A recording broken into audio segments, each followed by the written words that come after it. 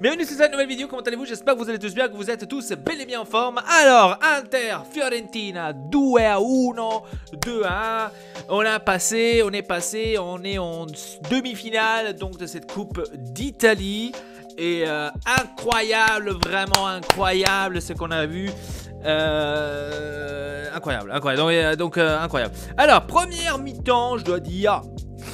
On a joué un peu molle, un peu à chier, un peu caca fondant.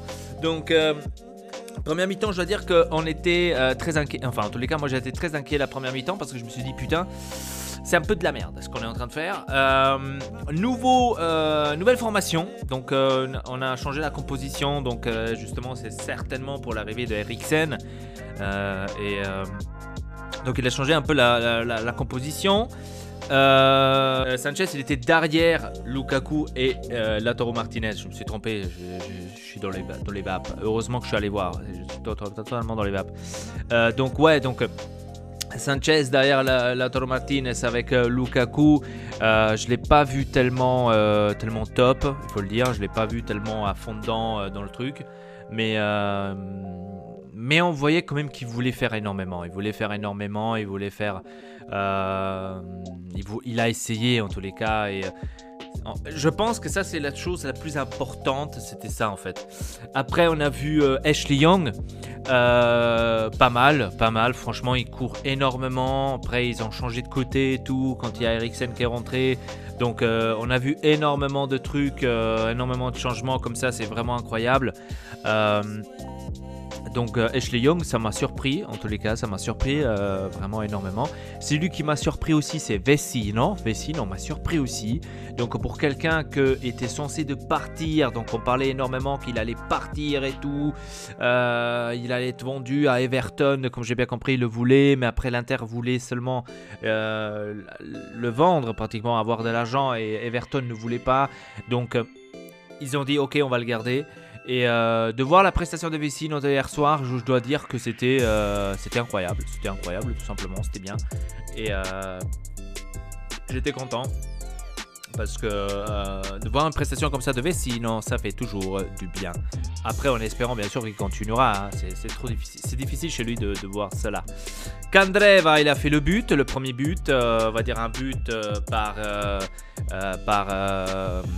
c'était un but, on va dire, par une énorme faute défensive de la part de la Fiorentina. Mais bien sûr, on prend le but avec les mains, avec les bras ouverts. Si d'ailleurs il n'y avait pas but de Candreva, s'il aurait tiré de côté, je sais pas, il y aurait eu, j'espère, penalty, parce que là c'était une faute sur Lautaro Martinez. Lautaro Martinez, j'ai adoré Lautaro Martinez à un certain moment quand par exemple il est allé presser le défenseur quand le ballon est allé vers la Fiorentina, que le défenseur voulait essayer de le protéger pour que ça soit un renvoi du gardien, et que Lautaro Martinez il allait là-bas, il allait le déranger et tout, il a tout fait pour chercher la faute et après il a reçu la faute. J'ai énormément adoré cela parce que on voyait que Martinez il voulait absolument se battre, c'était incroyable. Et c'est incroyable quand on voit ça, franchement, moi j'adore. Après niveau défense, Ranocchia, franchement Ranocchia, on peut rien dire. Ranocchia, quand on l'appelle pour la cause, Ranocchia elle est toujours présent et il nous montre toujours des belles prestations, ou des prestations on va dire comme il faut. Donc on peut vraiment rien dire sur Ranocchia, il est toujours présent. Bastoni de l'autre côté aussi, il n'a pas fait énormément de fautes, on va dire quoi que ce soit. Donc j'aime bien aussi Bastoni. C'est quelqu'un qui va énormément pour moi grandir avec Lukaku, ouais, c'est bon. Avec Antonio Conte. Il a aussi fait bien. Celui que j'ai vu peut-être un peu moins dans la défense, c'était Godin. C'est lui que j'ai vu un tout petit peu sous rythme, c'était Godin. Mais on peut pas non plus lui dire énormément de choses. Donc Godin aussi, il était... Bon, on va dire que la défense, c'était pas mal. Handanovic, il nous a sauvés sur une action qui était devant le but. Je me rappelle plus qui c'était, je crois que c'était Vlahovic si je me trompe pas, qui était devant le but tout seul. Je me suis dit putain il va faire un but, il a fait le lob et après Handanovic il a pris heureusement. Donc j'étais on va dire sur le cul quand j'ai vu ça. Sinon après le reste ouais c'était la première mi-temps comme je vous ai dit c'était pas top. On a trouvé le premier but bien sûr à la fin de la première mi-temps avec Candreva. Chanceux parce qu'ils ont fait une faute défensive, mais bon quand on peut marquer on marque, donc on s'en fout si c'est chanceux ou pas chanceux, donc voilà. Et qu'est-ce que je voulais dire, première mi-temps c'était un tout petit peu comme ci et comme ça. Deuxième mi-temps, là on a vu une autre Inter. J'ai comme l'impression que l'Inter a complètement changé en deuxième mi-temps. Et on a vu une Inter beaucoup plus intense, beaucoup plus intentionnée de gagner ce match.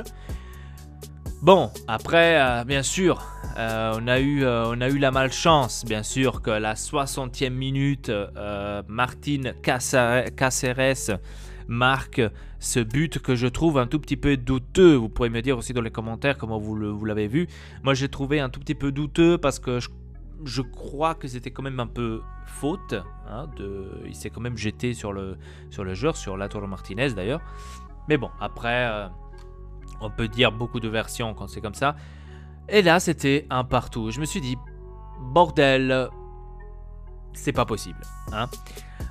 Et même pas le temps, on va dire, d'être triste. Entre guillemets, on a eu tout de suite une réaction de l'Inter et cet énorme but de Nicolo Barella.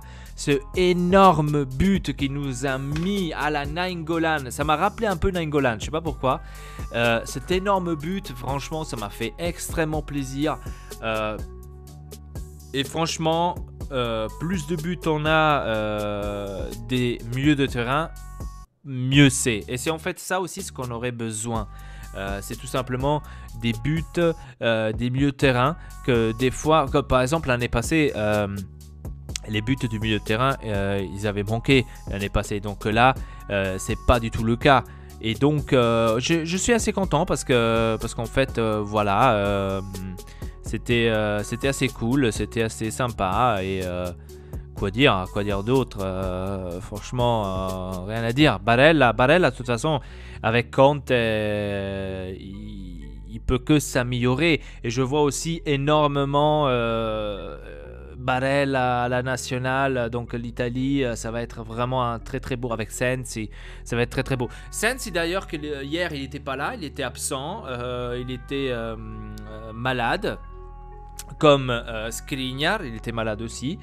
Donc tout le monde a déjà craigné, donc hier ils craignaient tous, merde, qu'est-ce qui se passe, Sensi s'est à nouveau blessé, pourquoi? Donc tout le monde commençait à critiquer Sensi, à dire ouais mais tu vois quand tu veux acheter un joueur comme ça, voilà il faudrait prendre des précautions, c'est pas normal.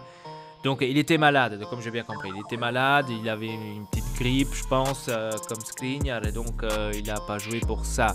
Donc c'est pas parce que voilà, Brozovic non plus il n'a pas joué, donc c'est pas parce qu'il s'est blessé ou quoi que ce soit, parce que tout le monde pensait déjà au pire. Merde, il s'est blessé à nouveau. Non, ne vous inquiétez pas, il s'est pas blessé.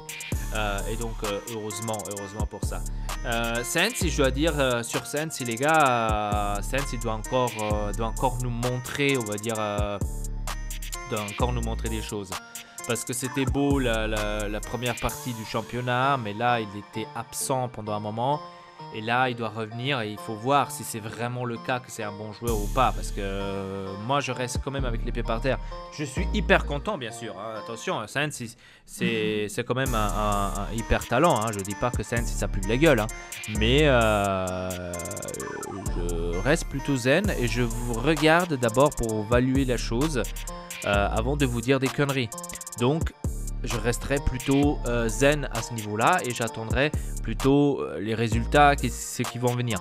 Après, Eriksen est rentré à la deuxième mi-temps. Eriksen, c'était à la rentrée de Eriksen à la deuxième mi-temps. Franchement, c'était incroyable. Déjà seulement pour se dire le niveau. Non, seulement comme ça, c'est un petit truc. Alexis Sanchez sort et rentre Eriksen. Le niveau de ouf depuis combien de temps on n'a pas eu ce niveau-là de changement, franchement, niveau de ouf. C'est comme si à l'époque on aurait changé Adriano avec Crespo. Vous voyez ce que je veux dire, ou avec Christian Vieri. Donc c'est un truc du genre. Donc incroyable. Et bien sûr après la rentrée de Eriksen, c'était incroyable parce que tout le monde l'a sursauté. Franchement j'ai hâte de le voir contre le Milan parce que je vais aller au derby. Je vous rappelle, je vais aller au derby. On va faire aussi une vidéo. Il y aura aussi Friganja et tout. On va faire une vidéo ensemble et tout machin. Ça va être énorme. Donc ça va être incroyable. Et après la rentrée de Victor Moses aussi, il est rentré à la place de Candreva. On ne peut pas juger énormément sur ces deux joueurs-là, hein, donc avec Eriksen et Moses, on ne peut pas maintenant énormément parler de ces deux joueurs-là. Certes, on a vu un tout petit peu Eriksen un peu se la jouer, on voit tout de suite la touche du grand joueur. Je suis désolé, mais on la voit tout de suite. Et ça va être cool. Ça va être cool. Donc imaginez-vous Eriksen avec Brozovic et Sensi en même temps. Porca puttana. Ça va chier. Et donc, hâte de voir absolument plus d'Eriksen, en tous les cas. Là, je dis tout, je dis rien. Bref. Dites-moi dans les commentaires comment vous avez trouvé ce match Inter contre la Fiorentina. Ça me ferait plaisir de voir vos commentaires et vos avis par rapport à ça. Sur ce, je vous dis à très bientôt pour une nouvelle vidéo. N'hésitez pas de vous abonner à la chaîne Ortex Elpa. Si vous voulez être membre, n'hésitez pas non plus de devenir membre d'Ortex Elpa si vous voulez gagner des choses comme une console, comme des jeux, etc. Donc sur ce, je vous dis à très bientôt pour une nouvelle vidéo. Votre Elpa, triple peace.